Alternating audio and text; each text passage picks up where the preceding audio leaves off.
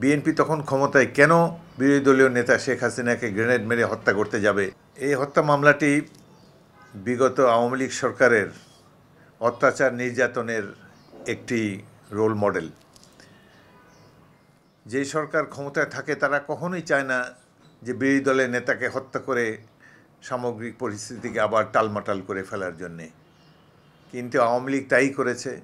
BNP তখন ক্ষমতায় কেন বিরোধী দলীয় নেতা শেখ হাসিনাকে গ্রেনেড মেরে হত্যা করতে যাবে, এটি আমরাও বুঝতে অক্ষম, জনগণও বুঝতে অক্ষম। বুঝেছে কেবল আওয়ামী লীগ, যে জন্য ক্ষমতা এসেই তারা একটি মিথ্যা মামলা করেছে এবং আমাদের অ্যাক্টিং চেয়ারম্যান জনাব তারেক রহমানকে সম্পূরক চার্জশিটের মধ্যে অন্তর্ভুক্ত করা হয়েছে। প্রথম মামলায় এজাহারে তার নাম ছিল না, তার কোনো সংশ্লিষ্টতা ছিল না, কিন্তু পরবর্তীকালে তারা জিয়া পরিবারকে ধ্বংস করার জন্যে, সবংশে নির্বংশ করার জন্যেই এই মিথ্যা মামলাটির অবতারণা তারা করেছে। দেশবাসী, বিশেষ করে বিএনপির নেতৃবৃন্দ অত্যন্ত আনন্দিত যে তারা এই অত্যাচারে নাগপাশ থেকে মুক্তি পেয়েছে। এই মামলাটি প্রাণদণ্ডে দণ্ডিত করা হয়েছে বেশ কয়েকজনকে, সম্ভবত 19 জনকে, কেবলমাত্র শোনা কথার ভিত্তিতে। কাউকে প্রাণদণ্ড দিতে হলে একজন অন্তত চাক্ষুষ সাক্ষী প্রয়োজন।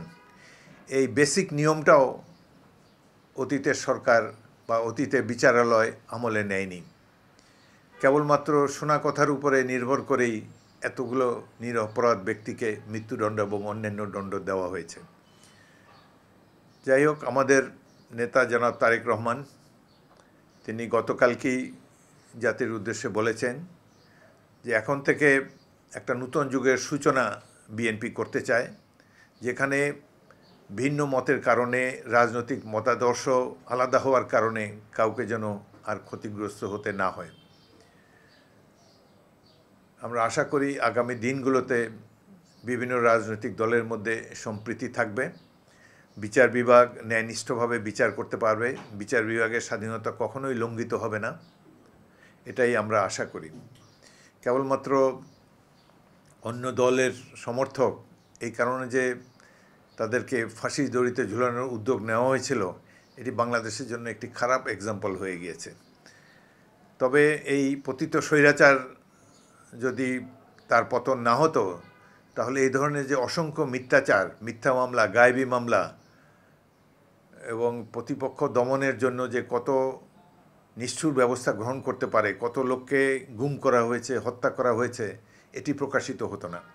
কিন্তু এই সরকার রাজনৈতিক রঙ্গমঞ্চ থেকে অপসারিত হওয়ার পর যে কাহিনী আমরা দেখতে পাচ্ছি, জনগণ হতবাক হয়ে পড়েছে।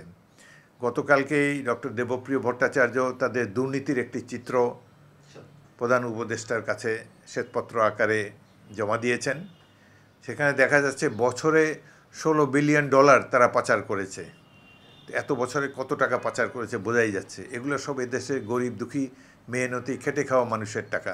বিদেশ থেকে কষ্ট করে যেই টাকা তারা উপার্জন করে নিজেদের পরিবারের স্বাচ্ছন্দ্যের জন্যে, এইসব টাকা তথাকথিত হোয়াইট কলার ক্রিমিনালরা এই টাকা বিদেশে আবার পাচার করে দেয়।